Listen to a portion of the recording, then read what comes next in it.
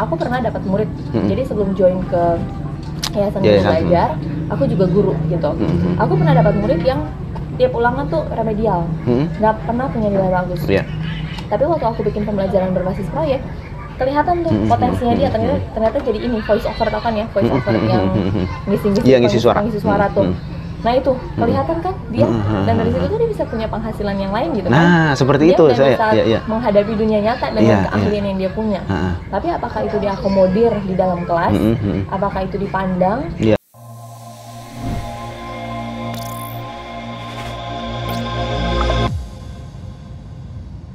Oke teman-teman, nah jadi pada kesempatan kali ini kebetulan aku lagi kedatangan tamu nih. Di sebelah saya ada namanya Kak Ilona. Nah beliau adalah salah satu penggagas di dunia pendidikan juga, dan beliau itu mengusung tentang pendidikan Merdeka Belajar. Nah kita mau tanya-tanya bareng nih. Kemarin kan habis ada kegiatan TPN, Temu Pendidik Nusantara. Nah kira-kira di Temu Pendidik Nusantara itu apa aja sih Kak yang kemarin sempat dibahas? Jadi Temu Pendidik Nusantara sebenarnya jadi yang diselenggarakan oleh Yayasan Guru Belajar. Ini sudah TPN yang ke-9 dan di Sanggau sendiri sudah 3 kali melaksanakan TPN. Nah apa sih sebenarnya Temu Pendidik Nusantara gitu kan? Nah Temu Pendidik Nusantara tuh sepertinya seperti konferensi tahunan. Dia mempertemukan antara semua stakeholder yang ada dalam ekosistem pendidikan. Jadi bukan hanya karena namanya Temu Pendidik Nusantara, jadi cuma guru aja, enggak. Tapi guru, kepala sekolah, pengawas, bahkan dari dinas gitu ya, murid pun semua dilibatkan dalam Temu Pendidik Nusantara itu. Tapi memang di kelas-kelasnya itu tuh lebih ke bertujuan untuk pengembangan kompetensi. Jadi memang kelasnya tuh ada pengembangan kompetensi untuk guru, ada pengembangan kompetensi untuk kepala sekolah, untuk pemimpin pembelajaran kepala sekolah, pengawas, gitu. Ada kelas-kelas tentang kepemimpinan lah istilahnya. Iya. Berarti di situ sebenarnya itu udah lengkap mengakomodir untuk semua. Termasuklah kayak misalnya guru seni rupa, misalnya guru seni tari, semua ya. Berarti semua yang berkaitan dengan pendidik itu dikumpul di situ gitu kan. Nah sebenarnya itu tentang pendidikan ini kan sangat kompleks sekali ya Kak ya. Apalagi dengan seringnya pergantian menteri dan lain sebagainya. Kemarin waktu Kakak ngasih sambutan itu sempat membahas tentang itu tuh. Itu gimana sih? Apakah Yayasan Guru Belajar ini memberikan solusi apa sih yang tentang kurikulum gitu ya? Jadi memang pada dasarnya gini, Yayasan Guru Belajar ini tuh istilahnya tuh visi kami itu sebenarnya satu aja gitu, nggak muluk-muluk.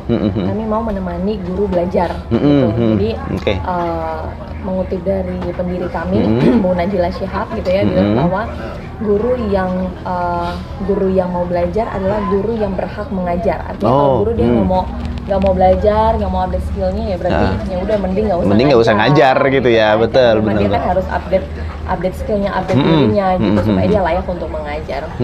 Nah berkaitan dengan menemani guru belajar itu, jadi tentu kami di Yayasan Guru Belajar kan juga ngikut terus gitu ya perkembangan dalam dunia pendidikan. Nah sebenarnya yang positif dari kurikulum yang baru, kurikulum Merdeka ini, sebenarnya kurikulum Merdeka itu tuh kalau jadi gini, stigma tentang ganti menteri, ganti kurikulum itu tuh sebenarnya hanya komentator aja sih menurut komentator aja yang banyak kayak gitu ya. Betul, itu hanya komentator yang pada akhirnya itu akan membatasi guru untuk mau belajar gitu.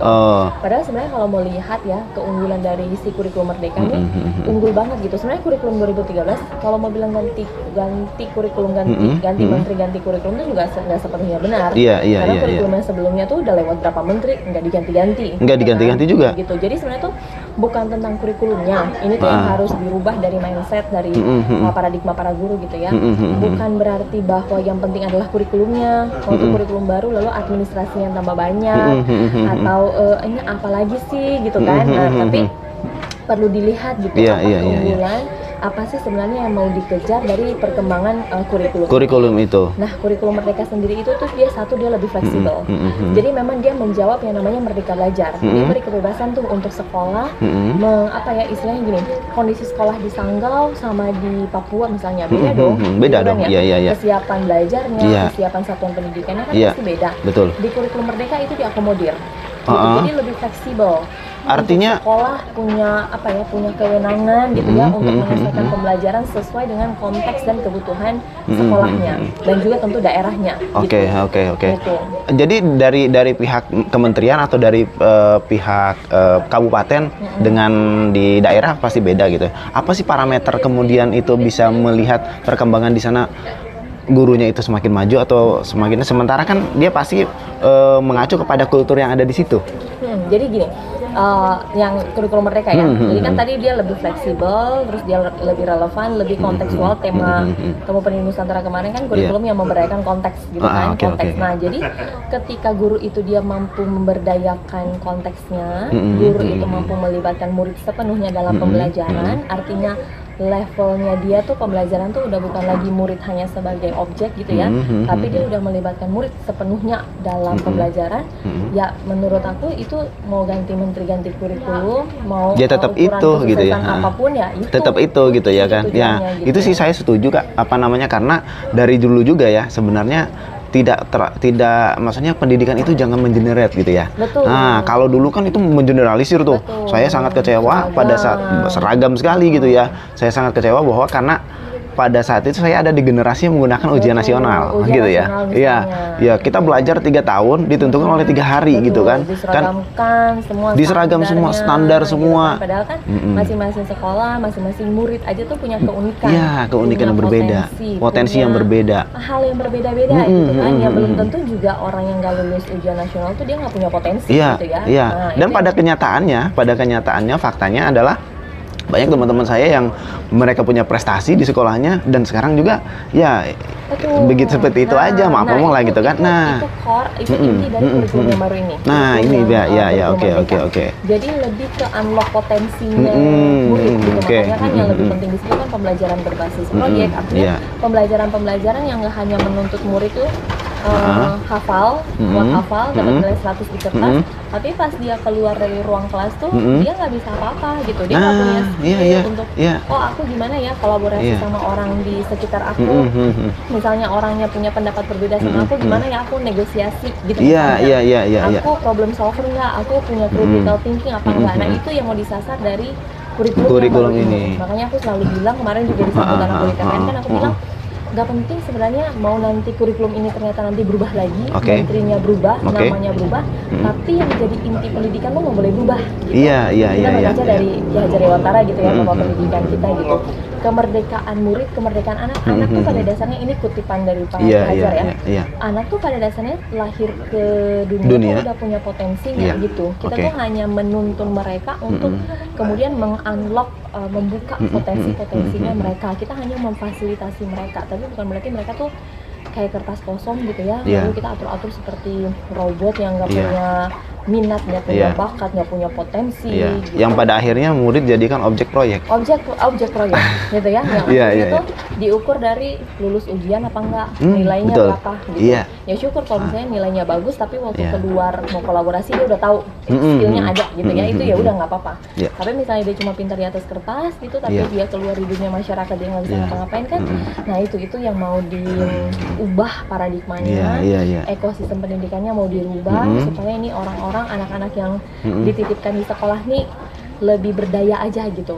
Mereka nggak lagi sebagai korban gitu ya dalam dunia pendidikan. Gitu kan. Dilihat deh banyak kan sebenarnya kan kayak quotes atau meme atau apa gitu kan yang jelas gitu. Menderita belajar tuh real, menderita belajar tuh nyata gitu.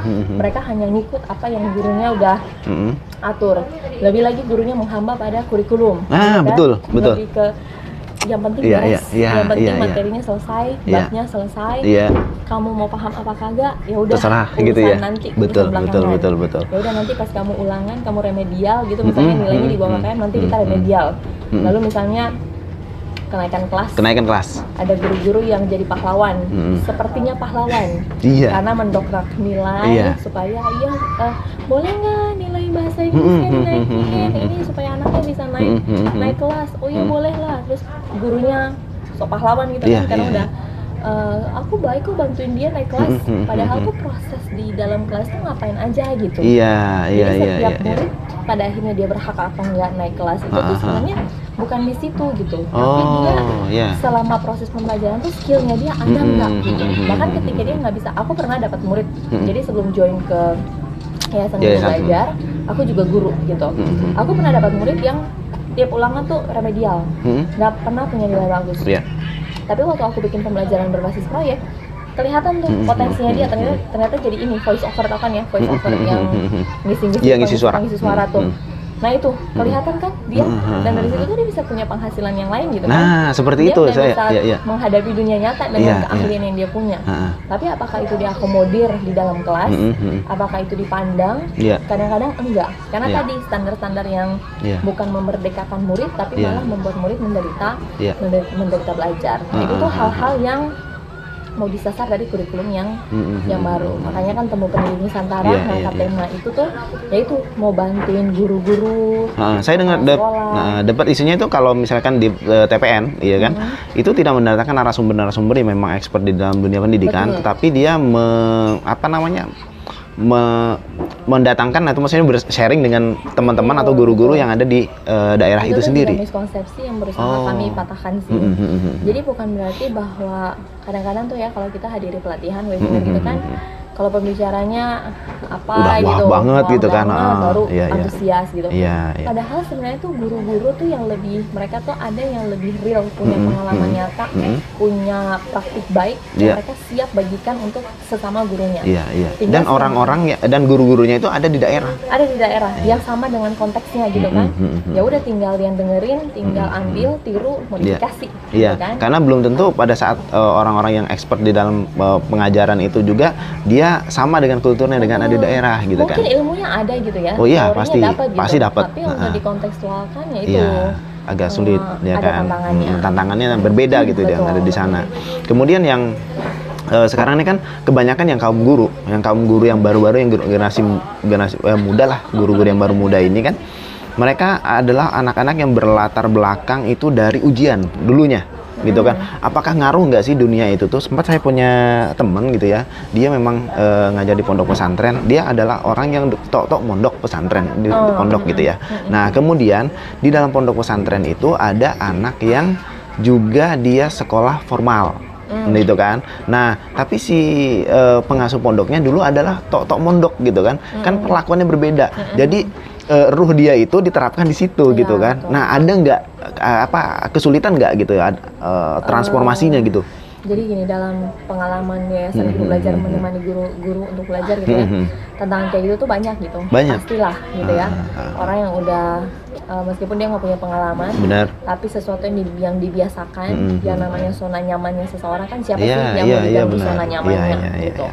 Tapi ya kemudian ketika jadi diambil tuh dari memang harus dirubah dulu mindsetnya, harus disadarkan dulu bahwa kita sekian lama nih hidup dalam penderitaan belajar yang kita nggak mau mewariskan itu ke generasi berikutnya lagi gitu kan.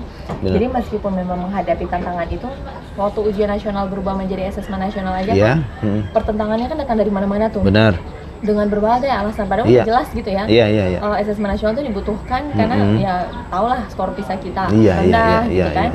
Itu aja tuh kan tantangan tuh. Tapi kan pada akhirnya ketika orang melihat sesuatu itu baik, orang lihat hasilnya baik, ya pasti orang mau ikutin gitu kan. Ada satu teori di Yayasan Guru Belajar tuh yang kami pakai, teori difusi inovasi. Jadi memang untuk berubah gitu, memang nggak bisa serta-merta dan instan kita pengen semuanya langsung drut gitu, berubah nggak bisa. Ada fase di mana ada pengikut awalnya dulu, jadi ada inisiatornya, hanya 1-2 orang, nggak apa-apa, jangan berhenti gitu ya, jangan kemudian jadi kalah oleh ekosistem gitu. Pasti ada pengikut awalnya, berjalan aja terus tuh sampai nanti ada hasilnya, dampak baiknya muncul, pasti ada pengikut akhir yang akhirnya tuh ada fase lagi, ada tahap lagi tuh dimana ada yang memang ingkar gitu, bukan ingkar sih tapi kayak mungkin sampai titik jenuh lah kali. Sampai titik bukan titik jenuh sih, tapi kayak udah apatis duluan gitu. Oh, iya. Apaan sih? Oke, Kalau ada nah. perubahan gitu ya, Iya, iya. apaan sih gitu. Iya, Tapi benar. kalau lama-lama dia lihat praktik-praktik baiknya, dampak-dampak baiknya, lama-lama ya semua ekosistem ini akan ikut gitu. Iya, iya, iya. Jadi iya. meskipun ada tantangan mereka yang punya pengalaman seperti demikian di masa lampau gitu ya, ataupun nggak punya pengalaman tapi udah terbiasa gitu ya, ya pelan-pelan pasti bisa sih. Iya, iya. Sebenarnya guru ini kan menjadi satu garda terdepan untuk di dunia pendidikan gitu ya. Nah, di kurikulum 2013, maaf nih agak nyinggung ke kurikulum 2013 itu yang namanya RPP sama silabus ya kan, RPP sama silabus gitu kan. Itu kan banyak sekali tuh sampai berim-rim gitu kan. Saya sempat agak sedikit ngeliat, loh kok ini guru lebih banyak ngerjain administrasi ketimbang untuk fokus ke muridnya gitu kan. Apakah masih ada di kurikulum Merdeka Belajar? Udah enggak. Artinya guru lebih fokus ke murid gitu ya, ke pengajaran. Jadi mau nanti kurikulum Merdeka maupun kurikulum manapun harusnya guru udah terlepas lah dari guru itu. benar. Balik lagi, rohnya pendidikan tuh apa? Iya. Tujuannya pendidikan tuh apa? Iya, Pendidikan tuh apa gitu kan? Murid, balik lagi ke murid gitu kan. Dulu tuh kan RPP dibikin berlembar-lembar. Kadang-kadang kan itu cuma buat monef aja, buat akreditasi, buat kelengkapan administrasi, tapi beneran dijalankan kita nggak tahu. Iya. Kita nggak paham guru nih bener-bener dia tahu nggak strategi pembelajaran yang tepat yang harus dia jalankan di kelas. Tahu nggak bahwa harus asesmen diagnosis dulu nih sebelum mulai pembelajaran gitu ya. Asesmen formatif sampai sebelum dia dapat nilai yang jelek itu dilakukan nggak asesmen formatif, ngasih nggak umpan balik ke murid. Nah, itu dia. Bisa gitu ya. Benar. Murid belum bisa ya, murid belum bisa, belum capai kompetensinya, dikasih nggak umpan balik selama proses pembelajaran. Sehingga ada perbaikan-perbaikan gitu kan. Iya. Itu sih. Ya, baik dari sini kan berarti kan dituntut ada kreativitas orang guru. Betul. Nah, karena pada saat kita misalnya dalam satu kelas itu jumlah siswanya ada 30 lah paling banyak misalnya gitu ya. Nah, ketangani semua nggak sih karena siswa itu kan punya karakter yang berbeda-beda, punya keahlian yang berbeda-beda, punya cara berpikir yang berbeda-beda, emosionalnya juga berbeda-beda gitu kan. Nah, itu bisa ketanganin semua atau enggak gitu? Harusnya bisa ya. Harusnya bisa. Kalau guru itu udah melaksanakan asesmennya, tadi aku bilang asesmen diagnosis di awal, dia kan tahu kan karakteristik. Bisa memprofiling Betul, bisa profiling muridnya dan dia bisa harusnya dengan kreativitas, makanya tadi butuh temu pendidik Nusantara, butuh komunitas guru belajar untuk saling belajar kan, karena memang mungkin kadang-kadang guru udah stuck juga ya. Kira-kira gimana ya supaya aku nih udah profiling nih, tapi mungkin dia belum dapat ide. Kalau misalnya, oh ya aku udah profiling gaya belajar anak aku sebagian besar visual gitu, tapi dia nggak dapat ide untuk mengakomodir setelah di profiling terus harus diapain gitu. Dia mau ngapain cara mengajarnya? Mungkin dia nggak dapat ide itu gitu kan kalau dia berpikir sendiri. Tapi waktu dia belajar di TPN, dia belajar dari komunitas guru belajar, dia belajar praktik dari orang lain gitu. Itu makanya guru tuh harus selalu belajar kan karena itu gitu. Oke, jadi itulah tujuannya adanya TPN. Betul. Nah, sehingga bahkan lebih besar tujuan adanya komunitas guru belajar. Gitu. Jadi bisa saling belajar gitu. Iya, saling belajar. Jadi pengalaman si A dengan pengalaman si B ini bisa disaringkan dan kemudian amati, tiru dan modifikasi tadi, gitu ya kan? Udah profiling 30 murid itu nggak gampang loh. Iya benar. Profiling 30 murid dan mengakomodir profil 30 murid kan nggak gampang gitu. Tapi dengan dia belajar dari praktiknya orang lain akan mungkin aja gitu untuk dia dapat ide gitu. Oh iya, oke, kalau misalnya dalam satu kelas ternyata mayoritas misalnya gaya belajarnya visual. Oke, berarti di pembelajaran aku lebih banyak tampilin video-video misalnya. Atau misalnya wah rata nih visual, audio sama kinestetik rata. Ya udah aku ciptakan ada pojok baca, ada pojok podcast misalnya gitu ya. Sekarang kan udah teknologi udah maju. Orang audio kan suka yang mendengar gitu ya. Sediain pojok podcast buat dengerin podcast atau dengerin rekaman apapun. Kalau kinestetik ya udah susun puzzle misalnya. Nah itu kan ide-ide yang mungkin guru-guru kan kadang nggak punya gitu ya, belum punya gitu. Tapi waktu dia dengar dari praktik baik orang lain kan mungkin ide itu akan muncul. Nah, jadi untuk nggak bisa mengakomodir murid itu harusnya ya itu balik lagi kalau dia nggak mau belajar dia udah nggak usah ngajar gitu kan. Nah itu dia jadi itu salah satu critical thinkingnya ya, maksudnya karena ini kan yang dituntut benar-benar kreativitas si gurunya gitu ya. Nah kalau memang dia malas-malasan ogah-ogahan, nah terkaitan dengan malas-malasan dan ogah-ogahan mungkin dia mengajar hanya sekedar mengajar aja, biasanya kan itu dituntut dengan ya kita nggak bisa menutup kemungkinan bahwa pendapatan seorang guru juga harus diakomodir dengan baik gitu kan. Nah apalagi sekarang kan PNS kan nggak ada nih Kak. Bener nggak? Kan banyak tuh yang guru sekarang malah diangkat jadi P3 Kak. Nah itu gimana sih kaitannya? Sementara kan contoh aja kayak kegiatan kemarin, ini kan stigmanya masih dalam lagu lama. Kalau ada kegiatan tuh ada uang saku. Ini mau ngomong lah kita buka-bukaan lah, ada uang saku, ada uang jalan gitu ya. Sementara masuk ke kegiatan seperti itu kan nggak ada sama sekali, bahkan gurunya bayar saya dengar. Ya. Nah artinya kan effort itu kan harus dikeluarkan lebih gitu ya. Nah itu pendapat kakak tentang itu apa? Jadi gini, kalau hanya fokus di yang berbayar, ya, nanti akan protes mulu soal yang berbayar. Bener, saya setuju. Ada yang gratisnya juga gitu. Sebelum menuju TPN ada TPD. TPD. Pendidik daerah. Dan itu gratis. Oh iya, gitu. Oke. Misalnya modul-modul, ada modul-modul berbayar, tapi ada juga modul-modul yang nggak berbayar. Jadi memang sebenarnya tuh kadang-kadang tuh fasilitas pendapatan itu tuh kadang-kadang tuh jadi tameng aja ya, jadi alasan aja. Alasan, gitu. Ya betul, memang alasan aja. Gitu. Untung nggak mau belajar, emang bener. Sebenarnya kalau mau dicari jalan itu ada banyak. Gitu. Iya. Bahkan orang-orang kalau ada orang-orang yang nggak usah dibayar lah. Iya benar. Hanya aja misalnya itu ya kan, orang bersedia gitu. Apalagi kayak macam saya aja gitu ya, kayak ya saya memang geraknya di orang-orang freelancer lah gitu kan. Kita nggak mau pergi ke sana, siapa yang mau bayarin coba gitu. Kalau yang kita yang bayar mungkin ada ikut pelatihan, kita ikut seminar, ikut apa kita bayar. Nah siap lah kita keluar modal gitu kan. Nah itu juga mungkin yang harus dirubah dari mindset dari setiap tenaga pendidik gitu kan. Dan effort yang harus dikeluarkan juga sangat lebih. Jadi saya sangat setuju sih kalau tadi kakak mengatakan kalau emang nggak mau ngajar ya nggak mau belajar ya nggak usah ngajar aja lah gitu kan. Nah, karena kan berdampaknya juga nanti ke siswa gitu ya. Karena guru menjadi salah satu contoh teladan siswa juga gitu kan. Nah oke, jadi sedikit menjawab sih sebenarnya Kak. Nah sebenarnya sih kita pengen ngobrolnya agak lebih panjang teman, karena waktunya juga kita agak mepet. Kakak mau pulang ke Pontianak hari ini langsung terbang ke Jakarta? Enggak, terbang ke Jakarta mungkin 2 hari lagi. 2 hari lagi, berarti menetap dulu di Pontianak. Dan pada sehari 2 hari lah buat jalan-jalan mungkin ya, atau ketemu sama yang lain lagi, apa namanya, dinas-dinas atau sekolah-sekolah lain mungkin. Ini nanti balik ke Pontianak ketemu KGBN yang di Pontianak juga sih, gitu. Ada rencana balik lagi ke Kabupaten Sanggau nggak? Kita sih lagi merencanakan proyek lagi di Sanggau. Semoga ya. Kira-kira buat bocoran nanti selanjutnya dari TPN ini apa? Kalau setelah TPN ya TPD. TPD. Iya, kalau TPN itu setelahnya tuh temu pendidik daerah.